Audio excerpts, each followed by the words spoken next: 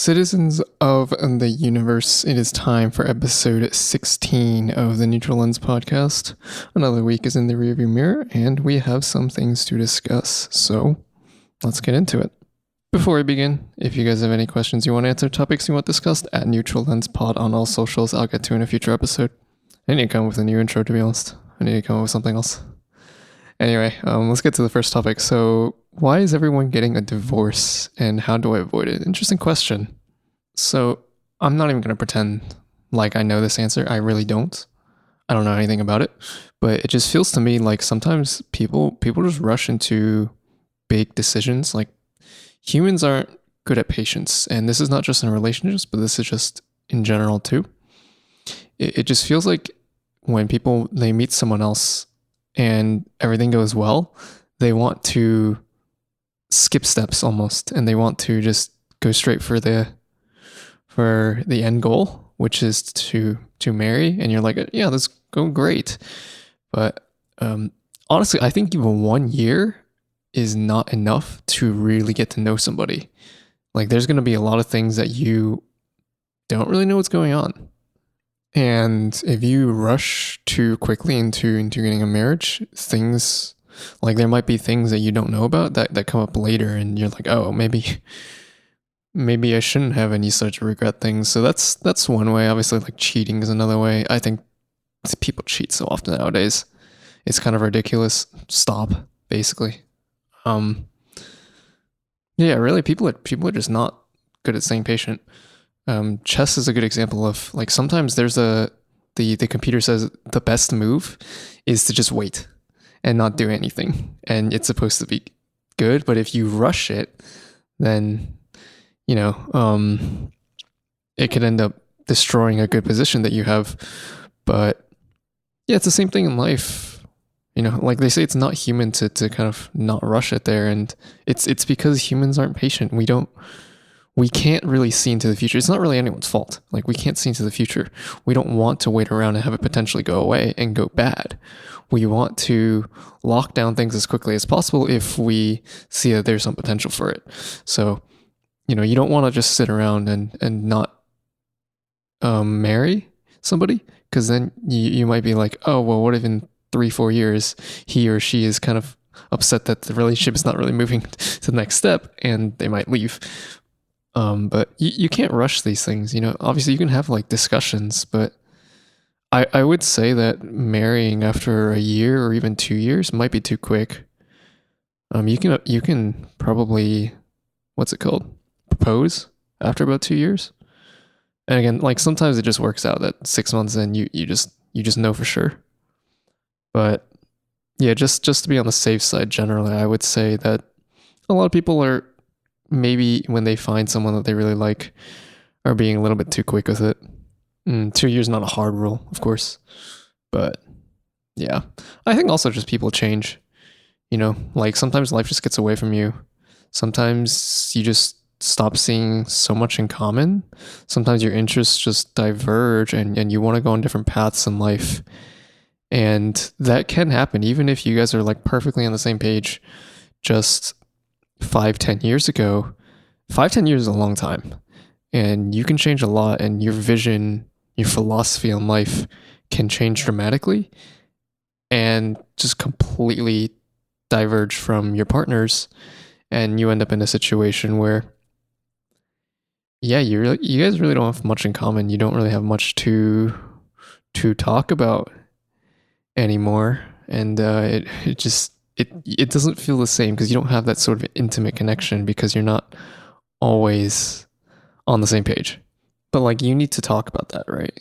And that's something that you should really only pull the trigger on divorce if you've tried to work on it, and you've tried to like find more things common, or be able to make it work despite not having too much in common. You still love each other, and then you just kind of like fall out of love. Things don't really work, you don't feel anything anymore, and yeah, maybe at that point, after trying for a while, it is time to pull the trigger on it. But that's the other thing too, right? People aren't really willing to work things out nowadays. People are, if something just goes wrong, it's the end of the relationship, even if it's something smaller. Like, I think people are just really maybe either too sensitive or just too lazy. I'm not really sure.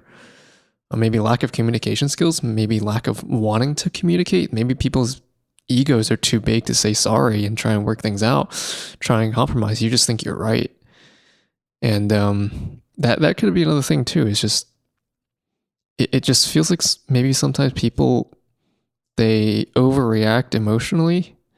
And I feel like people are a little bit more emotionally immature nowadays too, where they just, something goes wrong, big fight, we're done, and that's it. And you don't even try.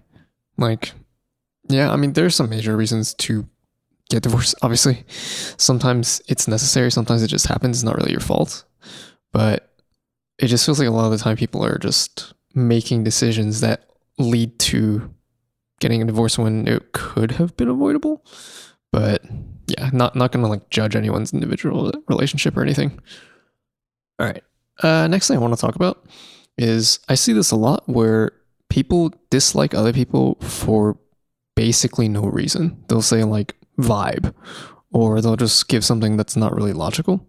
And I really think that you can't just dislike somebody for no real logical reasoning. I feel like that does a disservice to yourself and to them. I mean, everyone does it again. I kind of do sometimes too, but I'm trying to fix this because I don't think it's a good thing. I can understand not liking somebody and just kind of being neutral and saying like, I feel like I should like them because of whatever reasons, but to dislike somebody over really nothing is kind of crazy, to be honest. Like, you can't have this predisposition to just think negatively of somebody and you never give them a chance to make an impression on you or to kind of change your mind, or you just get a bad impression from something completely unrelated and that just translates to the person as a whole. Or even, getting unrelated information. For example, if there's a singer and you don't really like the way that she sings, you can't call her a bad singer just because you don't like the way she sings. If you genuinely think she's a bad singer or he's a bad singer and you have some reasons, like their intonation is poor, maybe their sense of timing is off, there's no emotions, there's no dynamics, then sure, then you can say that you think that they're not a great singer. But if it's just their style of singing, maybe they're a lot more raw and throaty and you like a little bit more soft and clear, then you can't say that person's a bad singer because of a stylistic difference, if that makes sense. Like, another good example is Dream, the Minecraft YouTuber. A lot of people I feel like don't like him because of his fan base. And they kind of use their dislike of his fan base to dislike the creator.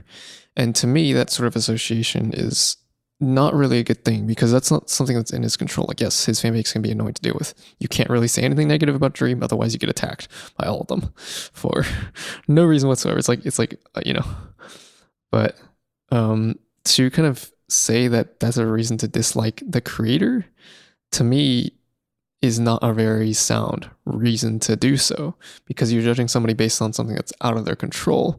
Or again, going back to the previous point, you're judging somebody based off of your own stylistic difference. I don't think you should I don't think you should dislike somebody because of that.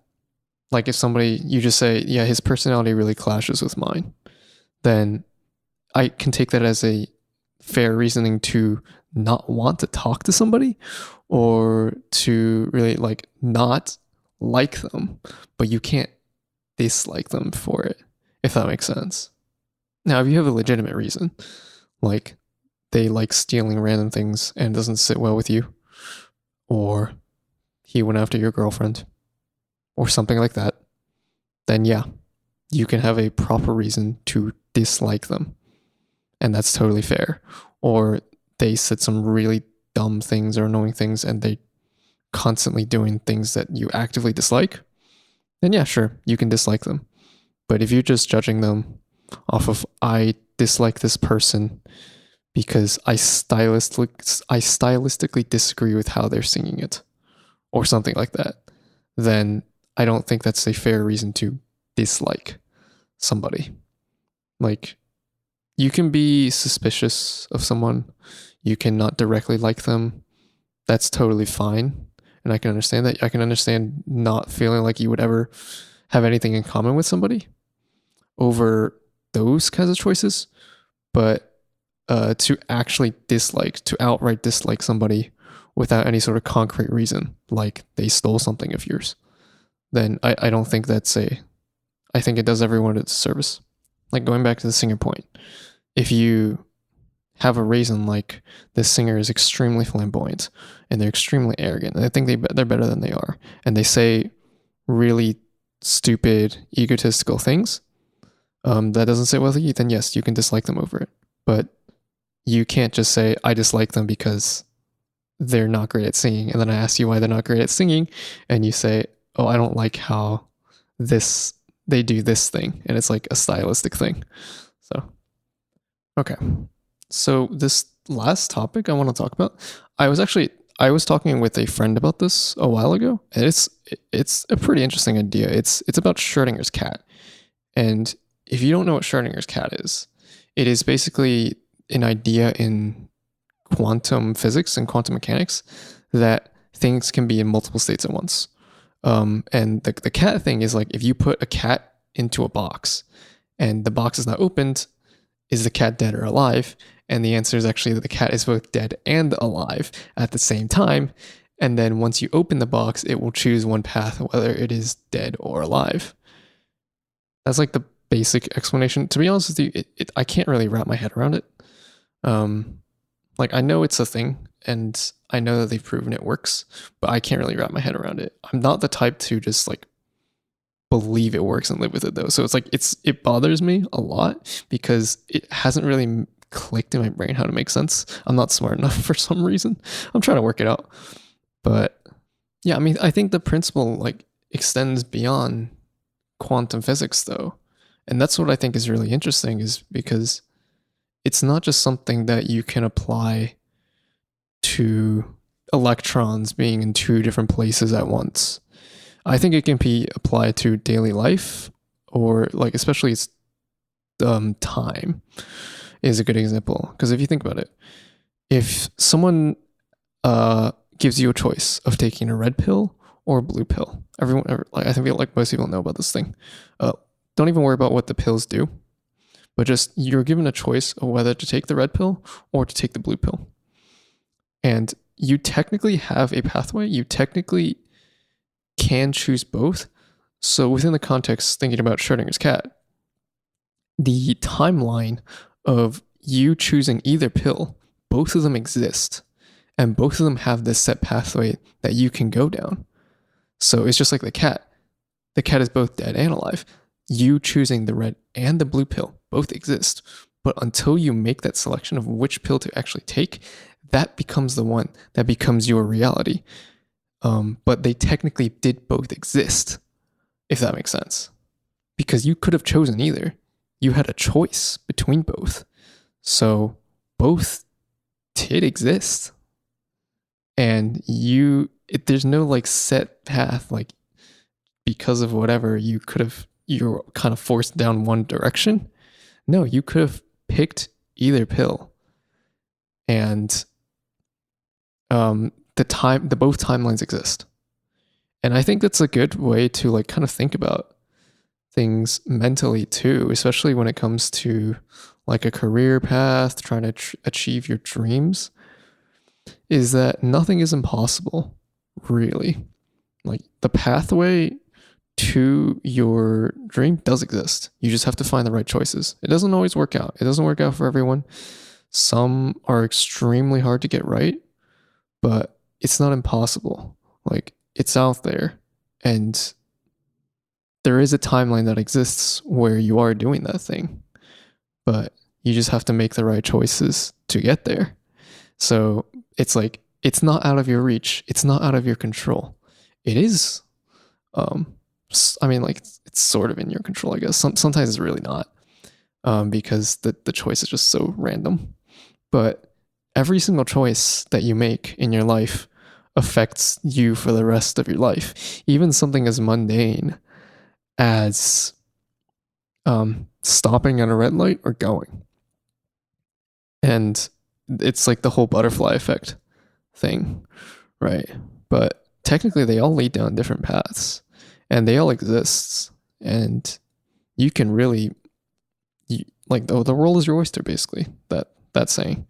You have a choice of really anything. And then you can make those choices and choose which path you go down, but they're all open to you. And I guess not everything is open to you, because sometimes, but yeah, it's like, it's just a good way to think about life, I think, when you kind of open it up that way, instead of thinking you're shoehorned into certain things. Maybe the reality is that you are kind of forced in certain directions just for survival, but it's a good way to kind of think about it. And it sort of opens up in your mind the possibilities and the different things that you can do and the different ways that you can approach things, so that you're not always thinking that everything is, bad. But it is within your control. It's a good way to think about it. But yeah, Schrodinger's cat, more than just quantum physics, I guess. All right. I think that'll do it for episode 16. As always, thank you guys for listening. I will see you all next week.